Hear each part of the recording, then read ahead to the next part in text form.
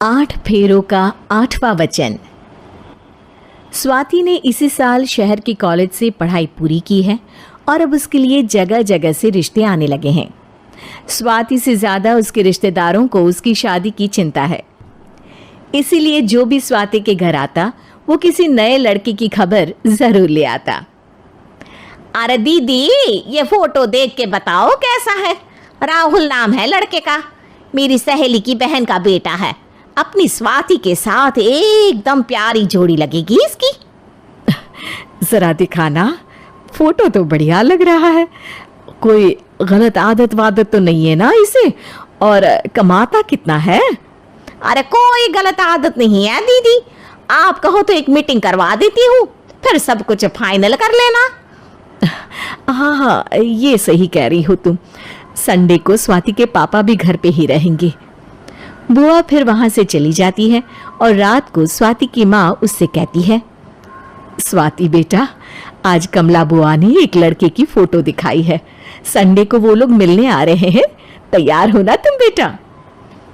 अरे मम्मी, आप कहाँ कमला बुआ के चक्कर में आ जाती हो? अभी इतनी जल्दी कोई शादी वादी नहीं करनी है मुझे। अरे बेटा, अच्छा लड़का है, बुआ जानती है उसे अच्छे से।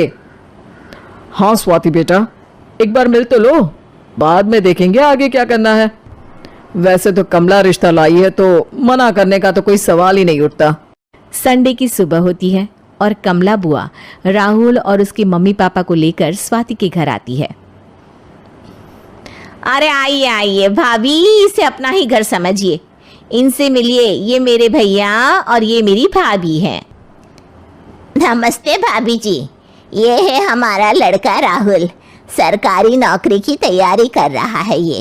वैसे आपकी बेटी कहाँ है? अरे स्वाति बेटा, बाहर आ जाओ। वैसे कितनी पढ़ाई की है स्वाति ने? जी, पोस्ट ग्रेजुएट है हमारी बेटी साइंस में। ये सब तो ठीक है, पर घर संभालना जानती है या नहीं? हमें कौन सी इससे नौकरी करवानी है, नौकरी तो मेरा बेटा करेगा ही। पर मैंने इतनी पढ़ाई की है और आप चाहती हैं कि मैं घर पर ही बैठी रहूं? अरे स्वाति बेटा, ये बड़ों की बात में तुम कहाँ बोल पड़ी? हम सब देख लेंगे क्या करना है क्या नहीं। हम तो इसी बात पर विश्वास करते हैं कि घर के लड़के घर में ही रहे तो ज्यादा अच्छा रहता है। वरना भाई साहब, आप तो आजकल के हाल जानते ही हैं, कितनी घटनाएं होने लगी हैं औरतों के खिलाफ। स्वाति बेटा, रसोई का काम तो पूरा जानती हो ना? शादी के बाद तुम्हें ही संभालना है वो सब। अरे बहुत अच्छा खाना बनाती है ये, आप सब लोग इसकी तारीफ करते नहीं थकेंगे। लो भाई, हो गई मीटिंग, अब शादी की तारीख फाइनल कर लेते हैं, क्यों भैया? भाई, हम तो पंडित जी से चर्चा करने के बाद ही तारीख फाइनल करेंगे। सालों से हम उनकी बातें मानते हुए आ रहे हैं। लड़के वाले और कमला बुआ की बातें सुनकर स्वाति एकदम नाराज हो जाती है और उसे लगने लगता है कि शादी के बाद उसे घर पर ही बैठना पड़ेगा।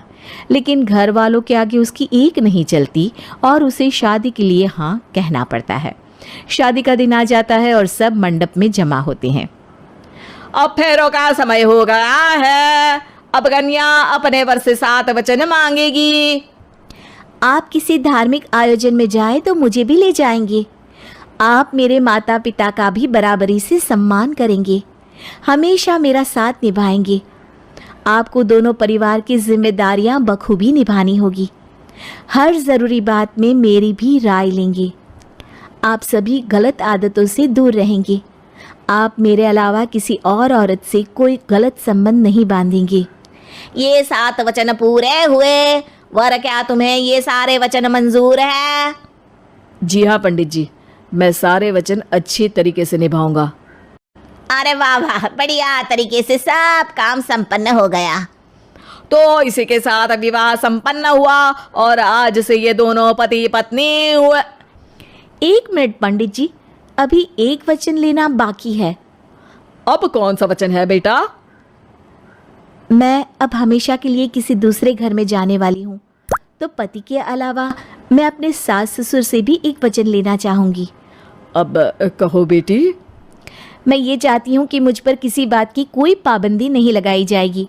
मुझे सब कुछ करने की आज़ादी होगी और मैं भी विश्वास दिलाती हूँ कि मैं एक अच्छी बहू बन के दिखाऊंगी। स्वाति की बात सुनकर उसके सास ससुर एकदम चौंक जाते हैं और कुछ बोल नहीं पाते कि उतने में कमला बुआ बोल पड़ती है। अरे बेटा, ये भी कोई कहने की बात है?